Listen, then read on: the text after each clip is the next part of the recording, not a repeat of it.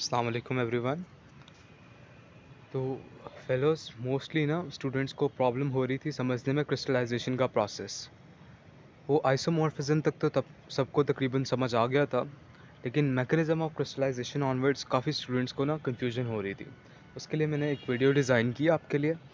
इसको आप एक दफ़ा समझ लेंगे थॉरली तो आपके लिए लर्न करना ईजी हो जाएगा। और हमारी सबसे लंबी स्लाइड यही वाली है, क्रिस्टलाइजेशन वाली। सो अगर आप इसको कर लोगे ना तो आपका इंशाल्लाह 15 to 10% पेपर हो जाएगा। So let us start. Mechanism of crystallization. Formation of crystals from solution involves 2 steps. एक सोल्यूशन है हमारे पास, उसमें से हमने क्रिस्टल्स बनाने हैं। 2 स्टेप्स इन्वॉल्व्ड हैं। सबसे पहला स्टेप क्रिस्टलाइन न्यूक्लियर का बनना। उसके बाद वो जो न्यूक्लियर बनाए हैं हमने उनकी ग्रोथ और उनका क्रिस्टल के अंदर तश्कील पा जाना, यानी क्रिस्टल का फॉर्म हो जाना आफ्टर द ग्रोथ। सो होता क्या है, न्यूक्लियर में अराइज स्पॉन्टेनियसली और by seeding. Seeding is introduction of a minute crystal of solute. अच्छा, सबसे पहले तो हम ये समझ लेते हैं न्यूक्लियर क्या होते हैं। सो न्यूक्लियर क्या होते हैं in crystallization. Nucleation is the step where the solute molecules or atoms dispersed in the solvent start to gather into clusters on the microscopic scale that become stable under the current operating conditions। Simple सी बात है कि जब crystallisation का process होता है सबसे पहले अरेंजमेंट होती है मॉलिक्यूल्स और एटम्स की। वो जो अरेंजमेंट शुरू हो जाती है और क्लस्टर से बन जाते हैं ना before the formation of crystal, उसे हम बेसिकली क्रिस्टलाइजेशन न्यूक्लियर कहते हैं। बिकॉज उसी न्यूक्लियर से बाद में उसके साथ आके मज़ीद एटम्स मॉलिक्यूल्स रीअरेंज होंगे, अटैच होंगे और एक क्रिस्टल बन जाएगा क्रिस्टल ग्रोथ के बाद। तो बेसिक जो एक क्लस्टर सा बन जाता है, अरेंजमेंट सी बन जाती है ना क्रिस्टल के बनने से पहले, मॉलिक्यूल्स एटम्स या आयंस की, depending on the crystal type, उसको हम न्यूक्लियर कह देते हैं, क्रिस्टलाइजेशन न्यूक्लियर। तो अब क्या कह रहे हैं कि जो न्यूक्लियर बन रहे हैं ना, ये हो सकता है खुद से खुद ब खुद बन जाए स्पॉन्टेनियसली। एक तो ये हो सकता है, पॉसिबल है, डिपेंडिंग ऑन द कंडीशंस। या फिर हम सीडिंग करवा दें। Seeding is introduction of a minute crystal of solute. अच्छा, होता क्या है, अब एक छोटा सा क्रिस्टल पकड़ते हैं हम बाहर से, उसी सोल्यूट का जिसके हमने क्रिस्टल बनाने होते हैं सोल्यूशन में, उसको उसके अंदर डाल देते हैं। इससे क्या होता है, इससे ना आपके सॉल्वेंट के अंदर ना एक रीअरेंजमेंट सी आ जाती है। अब उस छोटा सा जो क्रिस्टल डाला है ना, उसके इर्द गिर्द बाकी भी एटम्स मॉलिक्यूल्स और आयंस रीअरेंज होना शुरू हो जाएंगे उसकी रीअरेंजमेंट देख के। ज़ाहिर है थोड़े से मॉलिक्यूल्स जो हैं, जो हमने अंदर डाले हैं क्रिस्टल की फॉर्म में, अब वो अरेंज्ड हैं। अब उस अरेंजमेंट की वजह से ना इर्द गिर्द भी इलेक्ट्रोस्टैटिक फोर्सेस डेवलप होना शुरू हो जाएंगे और क्रिस्टल बनना शुरू हो जाएंगे। आहिस्ता आहिस्ता रीअरेंज होना शुरू हो जाएंगे मॉलिक्यूल्स, न्यूक्लियर बनते जाएंगे और वो न्यूक्लियर ग्रो करके प्रॉपर क्रिस्टल्स बन जाएंगे। तो एक तरीका तो है कि हम सीडिंग करवा दें, और दूसरा ये है कि स्पॉन्टेनियसली न्यूक्लियर बनना शुरू हो जाए और क्रिस्टल बन जाए अल्टीमेटली। अच्छा, the driving force for this nucleation and subsequent growth of crystals is the super saturation of solution. अच्छा, ये जो न्यूक्लिएशन होनी है और सब्सिक्वेंट जो ग्रोथ होनी है क्रिस्टल की, उसके पीछे एक सबसे बड़ा मोटिवेटर कौन सा है या फोर्सर कौन सा है, सुपर सैचुरेशन सोल्यूशन की। अच्छा, अब कंसिडर करते हैं ये सुपर सैचुरेशन क्या भला है। सिंपल, 3 तरह के सोल्यूशन होते हैं, अनसैचुरेटेड, सैचुरेटेड और सुपर सैचुरेटेड। जो अनसैचुरेटेड सोल्यूशन है आपके पास, उसमें कैपेसिटी होती है कि वो मज़ीद सोल्यूट को बाहर से डिज़ोल्व कर ले। अभी उसकी सोल्यूट टू सॉल्वेंट कॉन्सेंट्रेशन मुकम्मल नहीं हुई होती, सोल्यूट टू सॉल्वेंट रेशो अभी बाकी है, तो उसके पास कैपेसिटी है कि वो बाहर से मज़ीद सॉल्वेंट को अपने अंदर डिज़ोल्व कर ले। अच्छा, सैचुरेटेड सोल्यूशन कौन सा होता है, a solution that contains maximum amount of a solute in a given solvent at room temperature. यानी कि उसके अंदर इतना सोल्यूट हमने ऐड कर दिया कि सोल्यूट टू सॉल्वेंट रेशो पूरी हो गई है। यानी चाय के अंदर चीनी इतनी डाल दी हमने कि मज़ीद चीनी अब डाली नहीं जा सकती, उसके अंदर डिज़ोल्व ही नहीं हो सकती सॉल्वेंट के अंदर। तो होता क्या है, ऐसे सोल्यूशन को हम सैचुरेटेड सोल्यूशन कहते हैं। बाकी चीनी जो होगी उस चाय के नीचे बैठ जाएगी, अब वो मज़ीद डिज़ोल्व नहीं हो सकती, जितनी होनी थी वो हो गई। वो जो सोल्यूशन बना है ना हमारे पास, वो हमारा सैचुरेटेड सोल्यूशन है। अब सुपर सैचुरेशन से आपके पास एक रफ़ आइडिया तो आ रहा होगा कि कुछ ज़्यादा ही सैचुरेटेड, और यही होने लगे। अब एक तरीका हमारे पास क्या है कि ठीक है, अब सॉल्वेंट सोल्यूट रेशो के अकॉर्डिंग मुकम्मल सैचुरेशन होगी, सैचुरेटेड सोल्यूशन बन गया। लेकिन क्या ऐसा हो सकता है कि हम मज़ीद सोल्यूट डिज़ोल्व कर लें? हाँ जी, ऐसा हो सकता है। कैसे हो सकता है?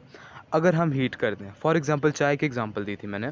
अब चाय को आप हीट करो और जब वो गर्म है उसके अंदर चीनी डाल दो, तो उसके अंदर उसकी सैचुरेटेड सॉल्यूशन से ज़्यादा चीनी डल सकती है। यानी उसकी जो सोल्यूट रेशियो है ना वो बढ़ जाती है यूजुअल रेशियो से। तो ऐसा जो सैचुरेटेड सॉल्यूशन जो आपके पास तैयार होता है, जिसके अंदर जो सोल्यूट की रेशियो है वो एक्सेस में होती है, उसको आप सुपर सैचुरेटेड सॉल्यूशन कहते हो। सॉल्वेंट अपनी कैपेसिटी से बढ़ के सोल्यूट को अपने अंदर डिज़ोल्व कर लेता है, और वजह क्या होती है? टेम्परेचर जो है ज़्यादा होता है, इजीली डिज़ोल्व हो जाते हैं सब्सटेंसेस, और आपका सुपर सैचुरेटेड सॉल्यूशन तैयार हो जाता है। अब मज़े की बात यह है कि जब ये ठंडा होगा सॉल्यूशन, चाय ठंडी होगी, तो होना तो ये चाहिए कि दोबारा से वो क्रिस्टल्स बाहर निकलें, ठीक है? लेकिन बाज़-औक़ात ऐसा होता नहीं है। आप स्लोली उसको रूम टेम्परेचर पे लेके जाते जाओ, ईज़िली उसको कूल होने दो, विदाउट एनी एक्सटर्नल फैक्टर। वो स्टिल अंदर डिज़ोल्व ही रहती हैं, और इस सॉल्यूशन को आप सुपर सैचुरेटेड सॉल्यूशन कहते हो। इवन एट रूम टेम्परेचर भी वो अंदर जो चीनी एक्स्ट्रा गई थी वो डिज़ोल्व की डिज़ोल्व ही रहेगी, अनटिल अनलेस आप उसे डेलिबरेटली कूल करो रेफ्रिजरेटर वगैरह में। तो ऐसा सॉल्यूशन जो आपके पास तैयार होता है उसको आप सुपर सैचुरेटेड सॉल्यूशन कहते हो। Example, the solubility of sodium chloride is 36 grams per 100 ml at 20 on heating, more sodium chloride can be dissolve, simple as that. Heat करोगे तो वो 36 ग्राम 50 ग्राम से बन सकता है, ठीक है? तो ऐसा सॉल्यूशन जो तैयार होता है जिसमें सोल्यूट एक्सेस में हो उसको आप सुपर सैचुरेटेड सॉल्यूशन कहते हो। That's it. पीछे आ जाए। अच्छा, वही वाली बात, the driving force for this nucleation and subsequent growth of crystal is the super saturation. अब ये जो सुपर सैचुरेशन कराई है ना हमने, इस वजह से क्रिस्टलाइजेशन होनी है। अब देखना कैसे होनी है।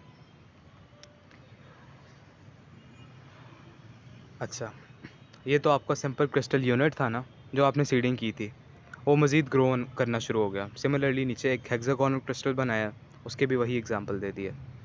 अच्छा, अब जो कॉन्सेप्ट हमने लिया था ना सुपर सैचुरेशन का, अब वो रिलेट होगा थियरी ऑफ मायर्स के साथ। मायर्स थ्योरी क्या कहती है? This theory postulates that a definite relationship exists between the concentration and the temperature at which crystals will spontaneously form in an initially unseeded solution। आसान अल्फाज में, unseeded है, कोई एक्सटर्नल छोटा क्रिस्टल नहीं डाला हमने जिससे न्यूक्लिएशन स्टार्ट हो। न्यूक्लिएशन होनी है स्पॉन्टेनियसली, ठीक है? अब वो क्या कह रहा है कि ये थ्योरी बताएगी हमें कि कॉन्सेंट्रेशन और टेम्परेचर के अकॉर्डिंग कैसे न्यूक्लिएशन स्पॉन्टेनियसली हो सकती है, अंडर विच कंडीशंस, कैसे हो सकती है। अब हम दो मेन फैक्टर्स को कंसिडर कर रहे हैं, कॉन्सेंट्रेशन एंड टेम्परेचर, और इनके रिलेशनशिप को देखेंगे हम। अच्छा, क्या कह रहे हैं? The form of that relationship is super solubility curve. ये जो रिलेशनशिप है ना कॉन्सेंट्रेशन का और टेम्परेचर का, ये शो करेगा आपका सुपर सॉल्युबिलिटी कर्व, जो कि रफली पैरेलल होता है आपके नॉर्मल सॉल्युबिलिटी कर्व को। अच्छा, नॉर्मल सॉल्युबिलिटी कर्व तब ड्रॉ करते हैं जब हम सैचुरेशन को शो कर रहे हो relative to the unsaturated solution, और सुपर सैचुरेटेड सॉल्युबिलिटी कर्व कब ड्रॉ करते हैं? जब हम सैचुरेटेड को रिलेटिव शो कर रहे हो सुपर सैचुरेटेड सोल्यूशन के। अब देखें ज़रा, ये दो पैरेलल ग्राफ्स हैं तकरीबन, नॉर्मल सॉल्युबिलिटी का भी और सुपर सॉल्युबिलिटी का, और तीन आपके पास जोन्स हैं। लेबाइल जोन जिसके अंदर आपका सुपर सैचुरेटेड सोल्यूशन है, मेटास्टेबल जोन जिसमें आपका सैचुरेटेड सिंपल सोल्यूशन है, और अनसैचुरेटेड जिसमें आपका स्टेबल सोल्यूशन पड़ा हुआ है, जिसे आप स्टेबल जोन कहते हो। अच्छा, सबसे पहले मटेरियल था स्टेबल जोन में, इसको आगे देख लेते हैं, रिलेट कर लेंगे। The theory states that between the two curves, दरमियान में बिल्कुल ये यहाँ पे एग्जैक्टली अच्छा, ये जो जोन है ना यहाँ पे, between the two curves there will be no spontaneous nucleation. अच्छा, ये जो मैंने जोन दिखाई है ना, यहाँ पे स्पॉन्टेनियस न्यूक्लिएशन हो ही नहीं सकती। यहाँ या तो सीडिंग करवा सकते हैं, वैसे मुमकिन नहीं है। But above the super solubility curve there is spontaneous nucleation. अच्छा, सिंपल कॉन्सेप्ट है। देखिए, जो मेटा स्टेबल जोन है ना, स्टेबल का मतलब आपको समझ आता है मेटा, यानी पार्शियली स्टेबल है ये जोन, कम्प्लीटली स्टेबल नहीं है, ठीक है? ये एक तरह के इंटरमीडिएट जोन है। तो यहाँ पे स्पॉन्टेनियस न्यूक्लिएशन हो ही नहीं सकती, ठीक है? यहाँ पे हमें सीडिंग करवानी पड़नी है न्यूक्लिएशन करने के लिए, वरना नहीं हो सकती। लेकिन जब सुपर सॉल्युबिलिटी कर्व हम क्रॉस कर जाते हैं और हम सुपर सैचुरेटेड सोल्यूशन बना लेते हैं, अब सुपर सैचुरेटेड सोल्यूशन बन गया। अब ये जो सोल्यूशन है ना, इसकी न्यूक्लिएशन स्पॉन्टेनियसली हो सकती है। वजह ये है कि ऐसे सोल्यूशन के अंदर सोल्यूट एक्सेस में प्रेजेंट है। वो जो एक्सेस वाला सोल्यूट है ना, उसके मॉलिक्यूल्स एटम्स रीअरेंजमेंट शो करेंगे, आपस में कंबाइन करेंगे, न्यूक्लिएशन कराएंगे, फिर ग्रोथ ऑफ द क्रिस्टल हो जाएगी, आपका क्रिस्टल बन जाएगा। तो जो लेबाइल जोन है, लेबाइल का मतलब होता है जिसके अंदर बॉन्ड्स वगैरह टूट सकते हैं, अनस्टेबल जोन है, ठीक है। तो आसानी से यहाँ पे जो पार्टिकल्स हैं वो निकल के क्रिस्टल्स बना सकते हैं, ठीक है। तो मेटास्टेबल जोन में ऐसा मुमकिन नहीं है, ठीक है। आगे, in crystallization process the nuclear formation should be under control since the number of nuclei will control the size of the crystals। Simple सी बात है कि जो न्यूक्लियर फॉर्मेशन है ना, उसको हमने कंट्रोल करना है, बिकॉज जितने न्यूक्लियाई बनेंगे ना, वो साइज़ ऑफ द क्रिस्टल को इन्फ्लुएंस करेंगे। फॉर एग्जांपल, अगर बहुत ज़्यादा न्यूक्लियाई बन जाते हैं, अब छोटे छोटे क्रिस्टल बनेंगे आपके पास, ठीक है। न्यूक्लियाई ज़्यादा हैं, अब उसके साथ ज़्यादा मॉलिक्यूल्स एटम्स अटैच नहीं हो सकते, थोड़े थोड़े हर एक के साथ हो जाएंगे, छोटे क्रिस्टल बनेंगे। और ये कब बनेंगे? जब आप रैपिड कूलिंग करते हो, रैपिडली कूल करोगे, फ़ौरन न्यूक्लियर बनेंगे और फ़ौरन उसके साथ अटैच होकर छोटे छोटे क्रिस्टल्स बन जाएंगे। लेकिन अगर आप स्लो कूलिंग करते हो, टाइम होता है मॉलिक्यूल्स के पास, वो जाके अटैच हो जाते हैं, न्यूक्लियर कम बनते हैं, ज़ाहिर है न्यूक्लियर बनने का प्रोसेस स्लो हो गया due to slow cooling, okay. अब उसके साथ फिर आहिस्ता आहिस्ता ढेर सारे मॉलिक्यूल्स एटम्स जाके लग जाएंगे और बड़े बड़े क्रिस्टल्स आपको मिलेंगे, प्योर बड़े बड़े क्रिस्टल्स, प्यारे प्यारे खूबसूरत से, ओके। ये बेसिक कॉन्सेप्ट उसने दिया है यहाँ पे। अच्छा, और ये जो स्टेबल जोन थी ना, ये तो सिंपल अनसैचुरेटेड है, ओके। अब अनसैचुरेटेड से सैचुरेटेड में गए, सैचुरेटेड से जब हमने सुपर सैचुरेटेड किया ना, तब हमारे पास क्रिस्टल्स बने। अब सुपर सैचुरेटेड में जो सोल्यूट है, उससे हम आसानी से फिर क्रिस्टल्स बना सकते हैं। ये हमारा कॉन्सेप्ट कंप्लीट हो गया। और जो कॉन्सेंट्रेशन टेम्परेचर है, इसने आपको शो किया है। अब सुपर सैचुरेटेड की कॉन्सेंट्रेशन सबसे ज़्यादा होगी। सैचुरेटेड सोल्यूशन है ना, सॉल्वेंट बहुत कम है, सोल्यूट ज़्यादा है, कॉन्सेंट्रेशन मैक्सिमम होगी। इसके अलावा टेम्परेचर ज़्यादा था, आपको पता है ना, सुपर सैचुरेटेड बनाने में हमने ज़्यादा उसको हीट किया था। हीट ना करते तो सुपर सैचुरेटेड कभी ना बनता। हीट किया और आहिस्ता आहिस्ता उसका ग्राफ नीचे आता गया, कूल होता गया और क्रिस्टल निकलते गए, ठीक है। ये प्रोसेस है सिंपल। आगे आ जाएं। और अगर सैचुरेटेड से बनाने हो मेटास्टेबल जोन में, फिर आपको ऐड करना पड़ता है उसके अंदर क्या, सीडेड सीड्स वगैरह, क्रिस्टल सीड्स वगैरह, सीडेड सोल्यूशन। अच्छा, ये थियरी ऑफ मायर्स हो गई, ठीक है। अब वो बता रहा है फॉर्मेशन ऑफ न्यूक्लिया कैसे होती है। उसके डिफरेंट वेज हैं। पहली बात तो spontaneously due to cooling of a super saturated solution in labile zone. वही बात है, वो जो स्पॉन्टेनियस कूलिंग हो रही थी ना, उस कूलिंग के थ्रू स्पॉन्टेनियसली क्रिस्टल्स आपके पास बन जाते हैं, न्यूक्लिया बन जाते हैं, जो जाके क्रिस्टल्स बना देते हैं, ठीक है।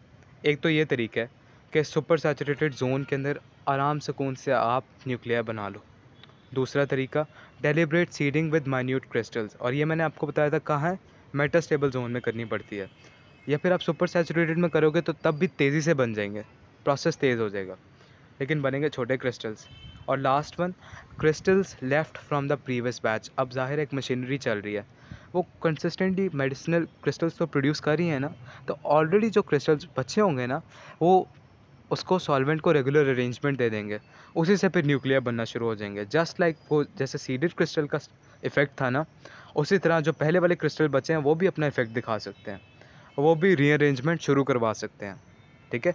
और इसके अलावा एक और इसका होता है तरीका, attrition of existing crystals giving rise to fragments that acts as seeds. Attrition मतलब जो ऑलरेडी प्रेजेंट है ना क्रिस्टल्स, उनको तोड़ दो, मतलब स्टेयर करके ना, स्टेयर करो, सोल्यूशन को मिक्स करो, क्रिस्टल टूटेंगे, छोटे छोटे उनके सीड बन जाएंगे, और वो सीड्स जो है ना, छोटे छोटे जो फ्रेगमेंट्स हैं जो सीड्स में तश्कील पा गए हैं, वो फिर क्रिस्टलाइजेशन कराना शुरू हो जाएंगे।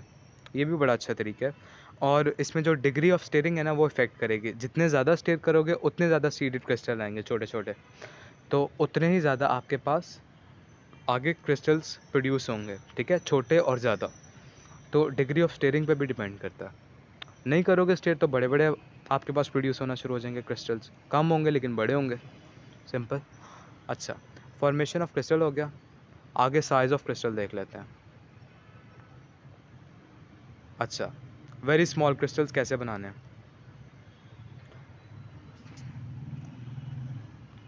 Crystals are obtained by rapid cooling with frequent stirring. It is generally avoided because of the difficulty in washing and less purity. अच्छा, वही वाली बात कि रैपिड कूलिंग करोगे तो छोटे क्रिस्टल बनेंगे और स्टीयरिंग ज़्यादा करोगे तो छोटे क्रिस्टल बनेंगे, ठीक है। लेकिन हम ऐसे बनाते नहीं हैं क्योंकि इनको वॉश करना बहुत मुश्किल होता है और प्योरिटी भी इनकी कम होती है।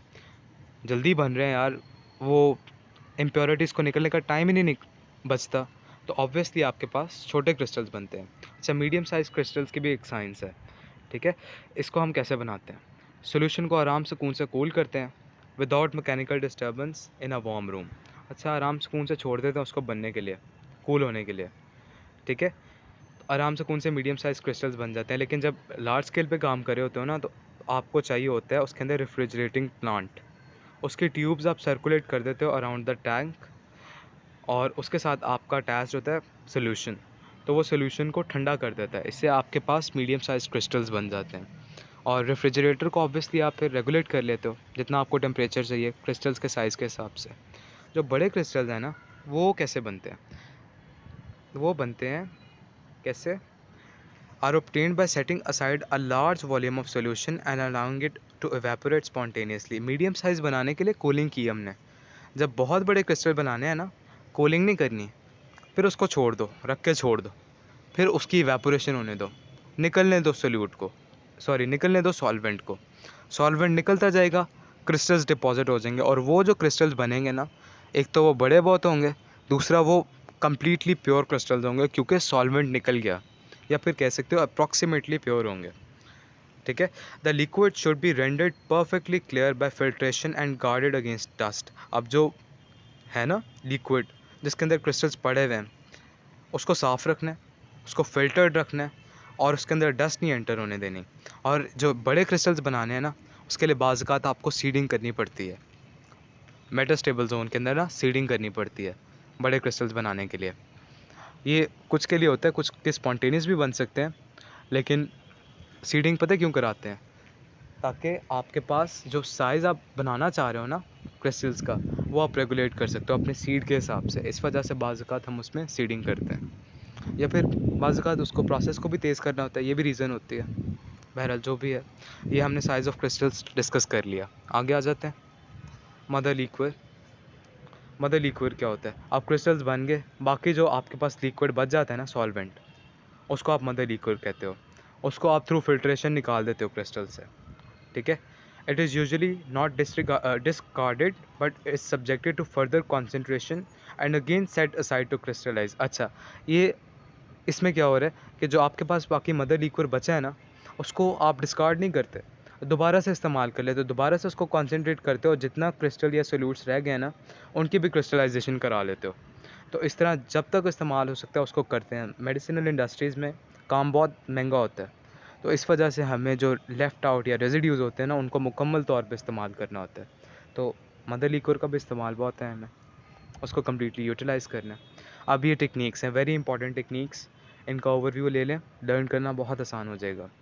Slow evaporation, simplest way to grow crystals, वही वाला, आराम सुकून से रख के छोड़ देना, क्रिस्टल्स आपके पास ऑटोमेटिकली बन जाएंगे। अच्छा, होता कैसे कि उन कंपाउंड्स पे करते हैं जो ज़्यादा सेंसिटिव ना हो। अब लेबॉर्ट्री के अंदर मॉइस्चर भी है, वाटर वगैरह भी है, तो वो क्रिस्टलाइजेशन को हिंडर कर सकते हैं, लेकिन हम उस तरह के कंपाउंड्स का इवेपोरेशन से करवाते हैं जो इतने सेंसिटिव ना हो। अच्छा, सबसे पहला स्टेप सबके अंदर जितनी भी टेक्निक्स हैं ना, प्रिपरेशन ऑफ अ सैचुरेटेड और नियरली सैचुरेटेड सोल्यूशन, ठीक है। सैचुरेटेड सोल्यूशन बनाओ सबसे पहले, तो उसके बाद इसको एक डिश के अंदर डाल दो और कवर कर दो। कवर कैसे करना है? एयर टाइट कवर तो कर नहीं सकते, एवेपोरेशन पॉसिबल नहीं है। हम क्या पकड़ते हैं, अब डस्ट से भी बचाना है, मसला ये है। खुला छोड़ देंगे तो अंदर सारे हर तरह के पार्टिकल एंटर होना शुरू हो जाएंगे। हम ना एल्यूमिनियम फॉइल पकड़ते हैं, उसमें ना सुराख कर देते हैं, उसको पोकिंग कहते हैं।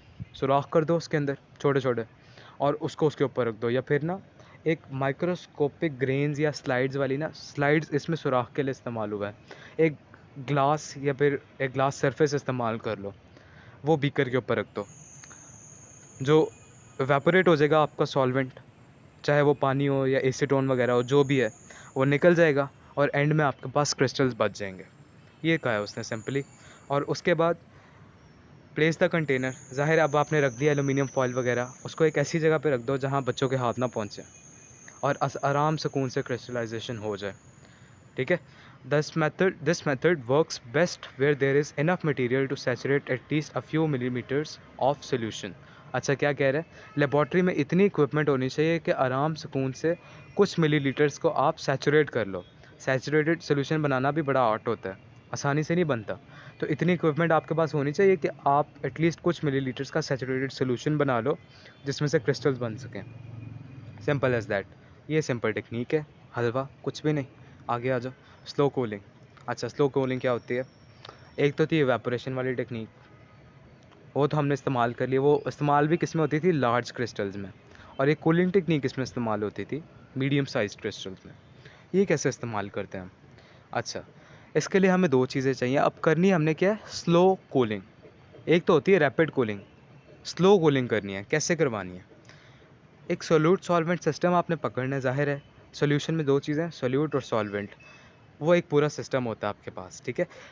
वो क्या होना चाहिए? एक तो लेस सॉल्युबल होना चाहिए, मॉडरेटली लेस सॉल्युबल होना चाहिए। रीज़न, आसानी से क्रिस्टल सेपरेट आउट हो सकें। दूसरा, बॉइलिंग पॉइंट उसका 100 से कम होना चाहिए, क्योंकि ये जो प्रोसेस है ना, इसमें पानी इस्तेमाल करना है हमने, और पानी का बॉइलिंग पॉइंट होता है 100 डिग्री सेल्सियस। फिर क्या करना है? वही वाली बात, सबसे पहला काम सैचुरेटेड सोल्यूशन बना लें, ठीक है। वो जो सैचुरेटेड सोल्यूशन बनाना है ना हमने, वो हमने हीट करना है just below the boiling point of the solute solvent system. Boiling point पे पहुंच गए तब तो सॉल्वेंट निकल जाना है, ऐसा नहीं करना। उसको 2-3 डिग्री कम तक ना हमने उसको हीट कर लेना। अब उसको हीट कर लिया और एक हमारे पास सैचुरेटेड सोल्यूशन आ गया, बाकी सारा निकल गया, एवेपोरेट हो गया। बॉयल नहीं करना, एवेपोरेट करना है टेम्परेचर इंक्रीज़ करके। इस चीज़ का ध्यान रखना है। बॉइलिंग शुरू होगी तो निकल गया सारा सॉल्वेंट, एवेपोरेट करना है मैक्सिमम टेम्परेचर जहाँ तक हम कर सकते हैं, तब तक हम अपना पूरा एक सैचुरेटेड सोल्यूशन बना सकते हैं। फिर ये जो सोल्यूशन बनाया है ना, इसको एक साफ़ सुथरी टेस्ट ट्यूब में डाल दो, ठीक है। टेस्ट ट्यूब के ऊपर स्टॉपर लगा दो और इस टेस्ट ट्यूब को उठा के ना एक बड़े से फ्लास्क के अंदर डाल दो, जिसे हम दीवार फ्लास्क कहते हैं, पता नहीं क्या चीज़ है। In which hot water heated to a temperature of a couple of degrees below the solvent boiling point. वही वाली बात है, जो फ्लास्क है ना उसके अंदर हमने पानी ले लेना, ठीक है। जो जिसमें हमने अब टेस्ट ट्यूब डालनी है, उसके सिरे से अंदर हमने टेस्ट ट्यूब डाल देनी है। और फ्लास्क में है आपके पास पानी। जो पानी है ना, वो आपका जो सॉल्वेंट है ना, उसे 2-3 डिग्री कम पे हमने बॉयल कर लेना, ठीक है। इसकी साइंस मैं आपको बाद में बताता हूँ। अब पानी भी गर्म हो गया अंदर से, ठीक है, और आपका सॉल्वेंट भी गर्म पड़ा। अब दोनों आपस में इंटरेक्ट कर रहे हैं थ्रू द टेस्ट ट्यूब। दोनों का हीट एक्सचेंज तो होना ही होना है, और हमने करना क्या है? Slow cooling. अब वो कैसे करनी है, ये देखें। सबसे पहले तो जो वाटर का लेवल है ना, वो टेस्ट ट्यूब से ऊपर होना चाहिए। जो फ्लास्क के अंदर वाटर का लेवल है वो टेस्ट ट्यूब से ऊपर हो, लेकिन इतना भी ऊपर ना हो कि टेस्ट ट्यूब के ऊपर ही चढ़ जाए और टेस्ट ट्यूब के अंदर एंटर हो जाए पानी। नहीं, आपने कम्प्लीटली जो टेस्ट ट्यूब का सोल्यूशन है ना, उसको वाटर के अंदर इमर्स कर देना इन द फ्लास्क। अब टेस्ट ट्यूब एक फ्लास्क में पड़ी है, जस्ट इमेजिन, और फ्लास्क का पानी जो है ना, उसने कम्प्लीटली इमर्स कर दिया आपकी टेस्ट ट्यूब को। अच्छा, अब जो फ्लास्क है ना, उसको कॉर्क स्टॉपर से बंद कर दो, कम्प्लीटली बंद कर दो। अब आहिस्ता आहिस्ता आपका जो सॉल्वेंट है ना, वो कूल होता जाएगा। अब आई साइंस असल में। अब देखो, जो सोल्यूशन अंदर पड़ा था ना टेस्ट ट्यूब के, अगर उसको हम बाहर इन्वायरमेंट में कूल होने के लिए रख देते तो रैपिड हीट एक्सचेंज होना था और रैपिड कूलिंग होनी थी। देखो 100 पे था, अगर 100 पे हमने बॉयल किया उसे, सॉल्वेंट को, सोल्यूशन को सॉरी, उसको हम बाहर एटमॉस्फेयर में रख देते, फ़ौरन हीट बाहर निकलनी थी, रैपिड कूलिंग होनी थी और छोटे छोटे क्रिस्टल बन जाने थे। ये काम नहीं करना हमने।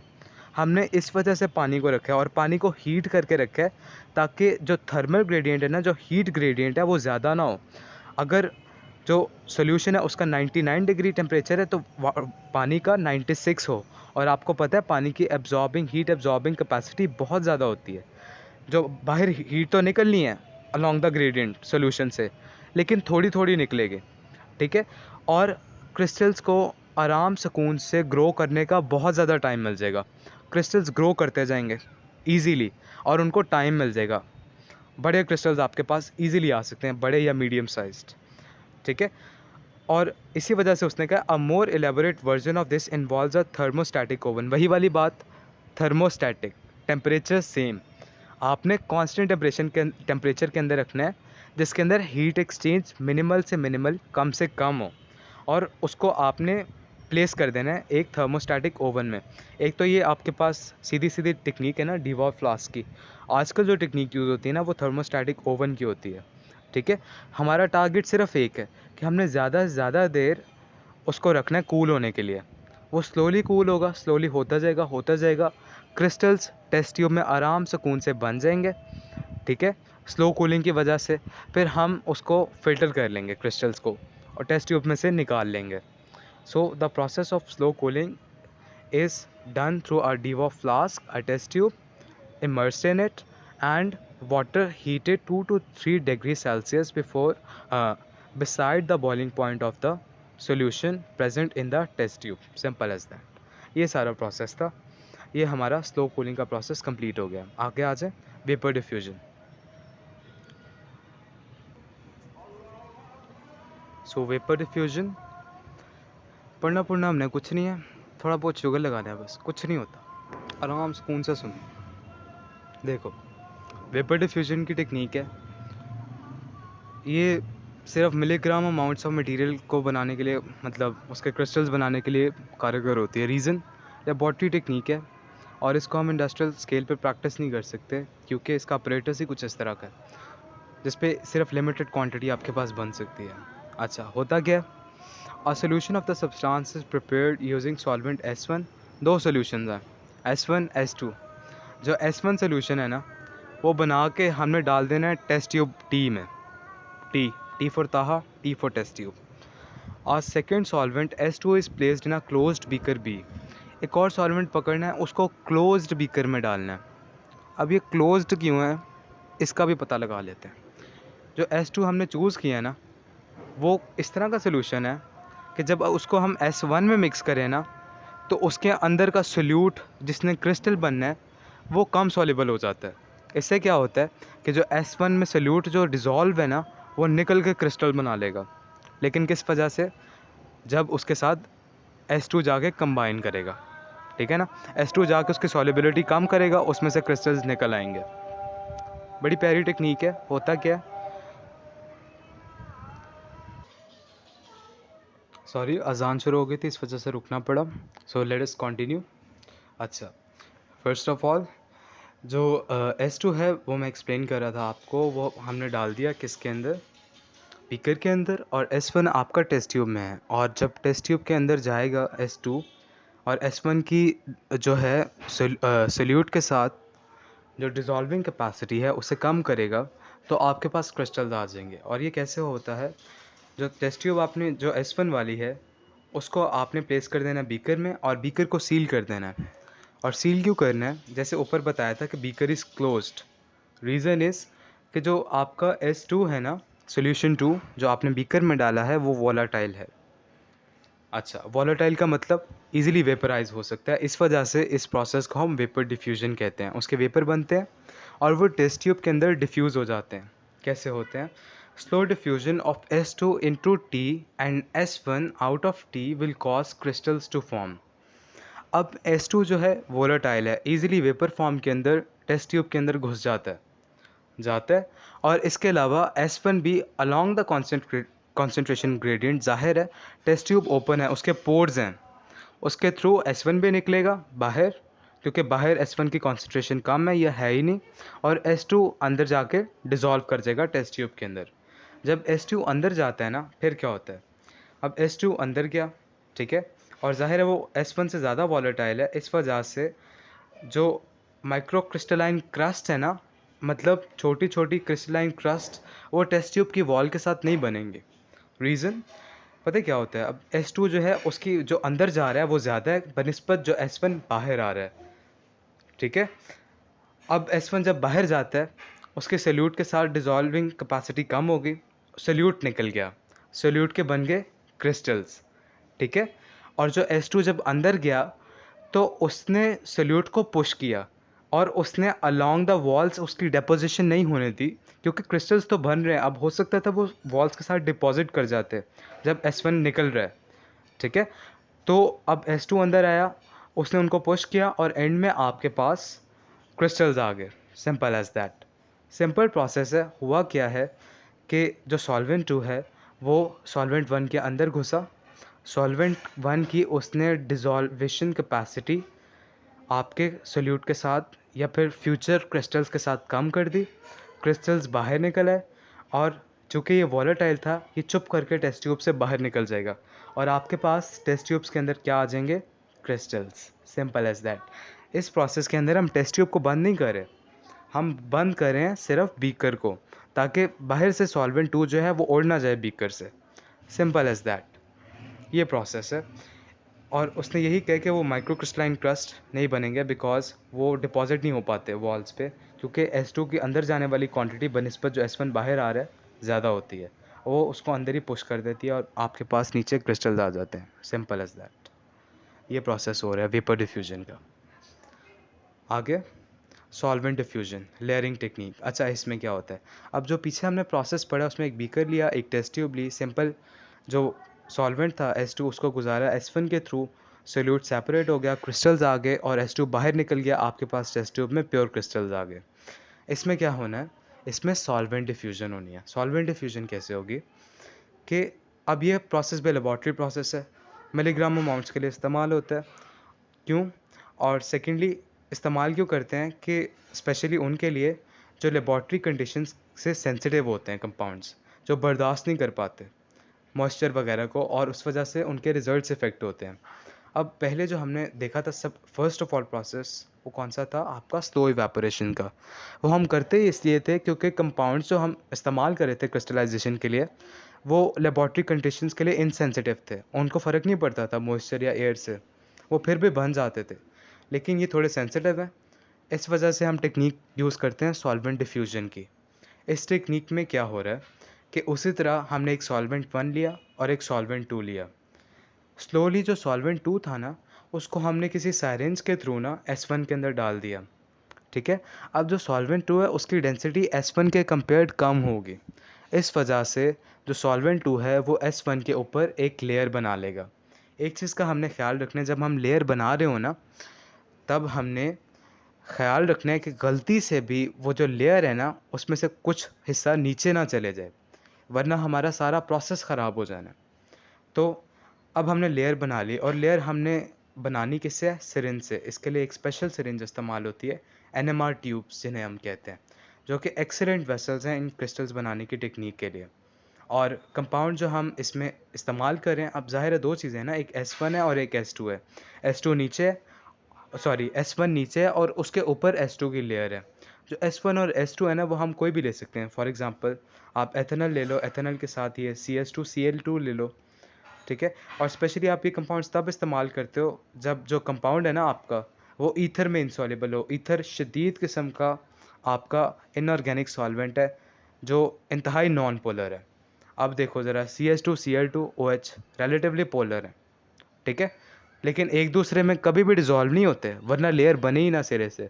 S2 फॉर एग्जांपल आपने ले लिया CH2Cl2, आपका S1C2H5OH है। अब क्या होगा, अब जो आपका नीचे वाला सोल्यूशन है ना जिसमें C2H5OH है उसके अंदर आपका सोल्यूट डिज़ोल्व्ड है।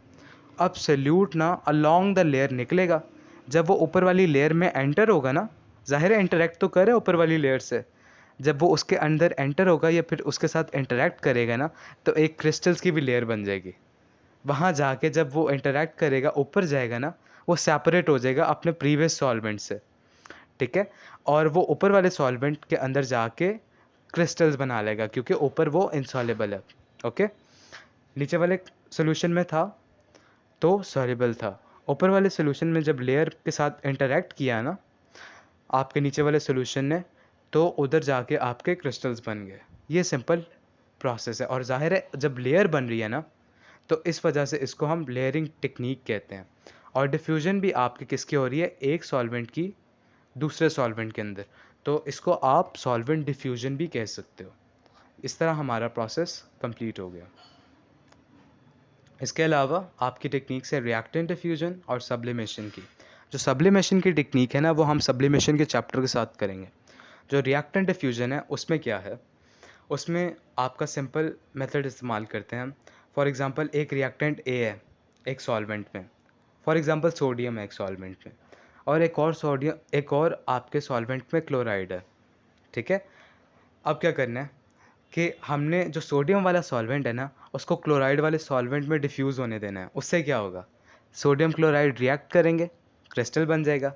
अब ये जो क्रिस्टल बना है ना, ये किसी भी सॉल्वेंट में सॉल्युबल नहीं है। NaCl का क्रिस्टल किसी में सॉल्युबल नहीं है। एक में सोडियम सॉल्युबल था, एक में क्लोराइड इनसॉल्युबल था। लेकिन जब क्रिस्टल बन गया NaCl, रिएक्शन हो गया, A+B=C बन गया ना, अब वो जो C है ना, वो किसी में सॉल्युबल नहीं है।